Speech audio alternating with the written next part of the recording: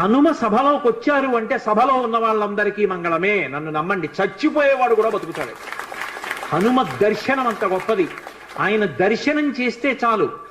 నిన్న మీతో చెప్పా, సంధ్యాకాల దర్శనంతో సమానం, ఉపద్రవాలు కూడా తొలగిపోతాయి. అంత శక్తివంతం హనుమద్ దర్శనం అంటే. అటువంటి హనుమ సభలోకి ప్రవేశిస్తారు, ప్రవేశించి అనుగ్రహిస్తారు. ఎందుకని అంటే పైన రామశాసనం ఉంది. ఇదే మహానుభావుడు తులసీదాస్ గారి జీవితంలో జరిగింది. తులసీదాస్ గారు ప్రతిరోజు గంగానదిలో స్నానం చేసి చెంబుతో కాసిన నీళ్లు తీసుకొచ్చి రావి చెట్టు మొదట్లో పోసి రావి చెట్టు కింద కూర్చుని తపస్సు చేస్తుండేవారు. ఆ రావి చెట్టు మొదట్లో గంగ నీళ్లు పోస్తుంటే గంగాజలం తగిలిందో ఏమో ఒక బ్రహ్మరాక్షసుడు పైనుంచి కిందకి దిగాడు. బ్రహ్మరాక్షసుడు అంటే ఎవరు అనుకుంటారేమో, వేదం చదువుకుని కూడా దొంగతనాలు లాంటివి చేసి బ్రతికిన వాళ్ళు బ్రహ్మరాక్షసులు అవుతారు. పతంజలి చరిత్రలో చెప్తారు. కాబట్టి